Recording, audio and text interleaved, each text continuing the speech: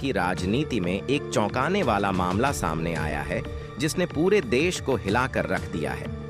Senator Alvarado Gill, जो यौन हिंसा के खिलाफ लड़ाई की अगुवा मानी जाती थीं, अब खुद गंभीर आरोपों के घेरे में हैं। गिल पर उनके पूर्व कर्मचारी चाड कॉन्डिट ने यौन उत्पीड़न और जबरदस्ती संबंध बनाने के आरोप लगाए हैं। जो सीनेटर गिल के चीफ ऑफ स्टाफ थे, ने सोशल मीडिया प्लेटफॉर्म एक्स पर अपनी शिकायत साझा की।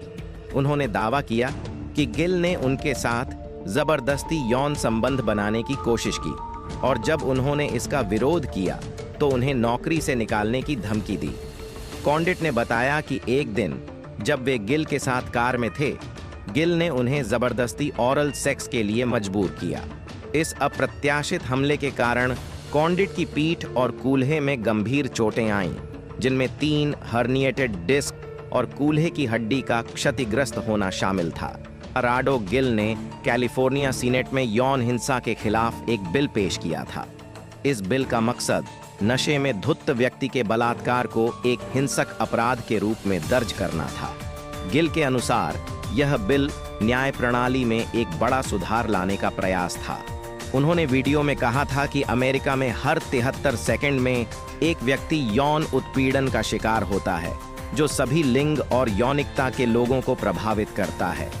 दोहरी छवि गिल की यह पहल पहले समाज में बहुत सराही गई, लेकिन कॉन्डिट के आरोपों ने गिल की छवि को एकदम से बदल दिया।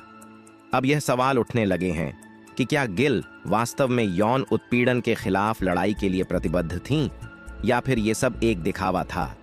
कॉन्डिट ने बताया कि गिल लगातार उन पर दबाव बनाती रहीं।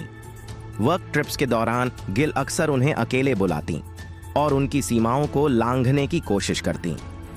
उन्होंने बताया कि जब उन्होंने गिल की मांगों को पूरा करने से इनकार किया तो गिल ने उन्हें नौकरी से निकालने की धमकी दी। कॉन्डिट का आरोप है कि गिल की हरकतें सिर्फ शारीरिक ही नहीं बल्कि मानसिक रूप से भी उन्हें तोड़ चुकी थीं। पूरे मामले ने मीडिया और अमेरिकी राजनीति में हड़कंप मचा दिया है। गिल पर लगे आरोप न केवल उनके राजनीतिक करियर को खतरे में डाल सकते हैं, बल्कि उनके द्वारा यौन उत्पीड़न के खिलाफ किए गए प्रयासों की विश्वसनीयता को भी कटघरे में खड़ा कर सकते हैं। यह मामला इस बात का प्रतीक बन गया है कि किस तरह सत्ता और अधिकार का दुरुपयोग किया जा सकता है। क्या होगा गिल का अगला कदम? अब यह देखना होगा कि सीनेटर गिल इस मामले में क्या रुख अपनाती हैं। क्या वह इन आरोपों का सामना कर पाएंगी या फिर यह मामला उनके राजनीतिक सफर का अंत साबित होगा? अमेरिकी राजनीति और समाज में यह मामला यौन उत्पीड़न के मुद्दे पर एक नई बहस को जन्म दे सकता है। क्या गिल को उनके अपराधों की सजा मिलेगी या फिर वह सत्ता की ताकत का इस्तेमाल कर खुद को निर्दोष साबित करने में सफल होंगी?